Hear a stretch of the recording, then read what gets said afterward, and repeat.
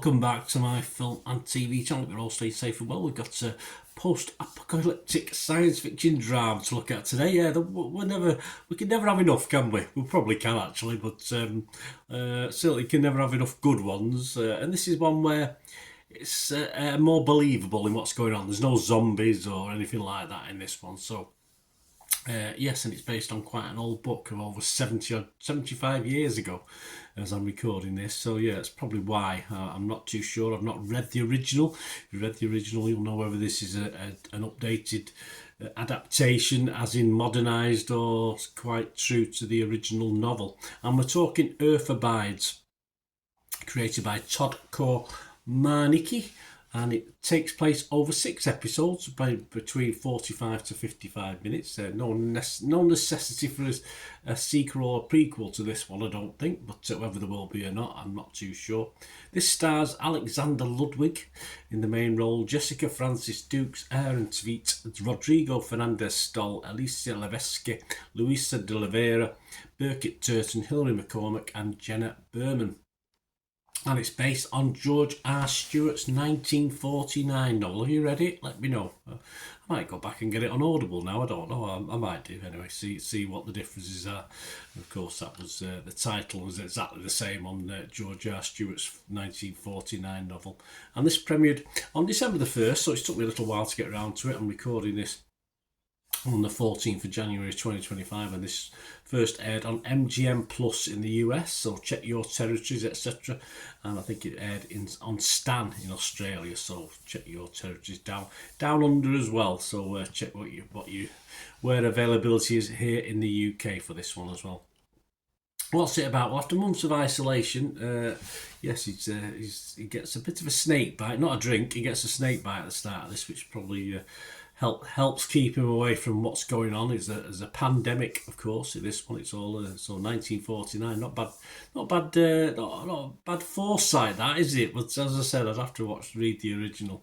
And after months of isolation, Isherwood, or Ish for short, Williams learns that most of the world has fallen to a mysterious illness. Despite his instincts to further isolate, Ish leads the way to develop a new civilization. Yes, not many of them. Yeah, I'd love to know what's going on in other countries, but hey, there you go.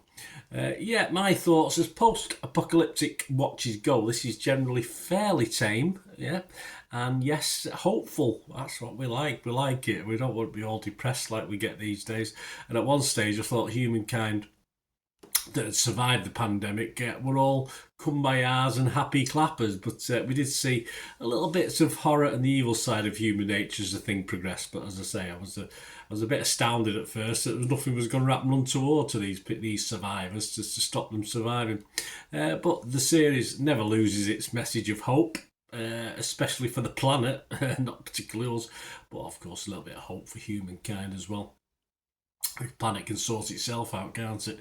Alexander Ludwig is a reasonable lead. I loved him, of course, as the old Vikings. He does actually mention the Vikings in this series, which is a bit of a side swipe there, so that's quite funny. But I always liked him as a Viking, but I must admit, I always thought when he starts to do other stuff, he wasn't as convincing. And he's okay in this. He's fine. He's fine as a loner. I'm not overly sure the chemistry with Jessica Francis Dukes really works with her character, but when you get people thrown together like this, it's never going to be a perfect match, is it? But overall, it's a good cast and some good younger actors as well in this. I was quite impressed. And I watched this ironically after watching what I would class as a very, very, very, very good post-apocalyptic animated film, a Latvian film called Flow, or Strom in Latvian, which you may have watched. The review might be out there already, or I might be publishing it quite soon. But this featured also a post-apocalyptic world from a cats and animals viewpoint. So, of course, this which is interesting because, ironically, in this series, it's the cats of the domestic species that certainly initially cope the best with what's happened. But anyway, that's a side thing. But I think having watched that other thing, which I thought was very, very, very, very, very good, this perhaps couldn't quite live up to that, even though it's live action. And I think the main problem with this is it sort of trundles along, and I think that's being kind. Trundles along for the first 2 or 3 episodes as you sort of get used to this sort of no one around sort of style. 28 Days Later, all this sort of thing, but obviously without the scary things. Well, then we do get a little bit of a twist from probably episodes 4, 5 onwards, which add that little bit of extra tension, that little bit of human evilness and nature that you, all right, it might not be right, but it's what we've come to expect in this sort of genre, isn't it? Anyway, for me, this is an okay watch. It's not a great watch, not a very, very, very good watch, but sadly, without horror, some of the others in its genre, it just feels a little bit dated, which is a shame because it isn't bad in itself. And of course, it is based, as I said, on the 1949 novel. There's no monster zombies or man-eating plants knocking around. So as stories go, I think, as I say, for a film based on a story from the 40s, it's okay, but that's all really for me. It's just an okay watch, which is fine in itself. My scores are all positive though. I'm going to be fresh. I was fresh on Rotten Tomatoes. I was positive on Metacritic.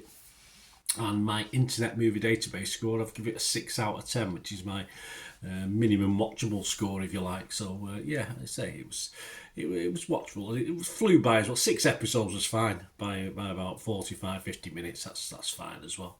Metacritic users, there's no critics views at the moment. Metacritic users, there's only 12 of them, but they were 51% positive. Six were positive, 2 mixed and 4 negative. So it got a bit of a mixed bag. Rotten Tomatoes audience, I don't know how many of them there are. 62% positive, so that's good. And we always have a quick look at Internet Movie Database. 4,000 scores and reviews as I'm recording this. And it's getting, an okay 6.2 out of 10. So generally okay without being anything special. But there you go. Let me know what you think, guys. Great to have your views, please. If you like what I try and do, it's not all about me. I try and give other people's opinions as well where available. I give you my opinion where, for what it's worth. It'd be a very boring world if we all thought the same about films, TV, etc., wouldn't it? But there you go. So if you do like what I try and do and want to try and help support the channel, I'd be much appreciated. And of course, if you want to just contact me through my various socials, all I ask is you just stay watching and listening. Right, a quick shout out before we go for my sponsors at the moment. Fiat 6505, they've got a little eBay shop and they sell movie posters from the 1990s and 2000s. Some great films, some great actors. So please check the link in the comments section below and you'll go straight to the shop. I dispatch everything between 24 and 48 hours. So if you see anything there, you want to order it, you can also mention my name. I mean, they are sponsoring me, so I do my little deal as well, so you can get 10% off if you buy anything. Just mention me, so say Bernard sent you, and they'll give you a 10% reduction on your order price. My thanks to Fiat 6505. If you're interested in sponsoring the channel yourselves, guys, supporting the channel by sponsorship, just let me know. My socials are on screen there, so just contact me about that and we can have a chat. Other ways to help me out, guys, if you watch the ads, if the ads on this YouTube ads, that helps in a very little way, but it all helps. All, watch the pennies and pounds look after themselves, they say, don't they? Or the pennies or the 10p's look after themselves. But if you watch the ads or follow the links on the ads as well, that's always a nice way to support the channel. If you sort of hang on for it, I've done that. I watched other people's and followed the ads, something I fancied, which does happen from time to time. Of course, you can support me by pushing that subscribe button as mentioned earlier, and that of course pressing the button so you know when these vlogs are coming out. And of course I'm always interested in your opinions, and of course if you can give us a like, that'd be wonderful as well. So thanks for watching, guys. Hopefully I'll join you very, very soon with something else. Until we meet again, I'll never ask one thing, don't I? Please stay safe, everyone. Bye for now.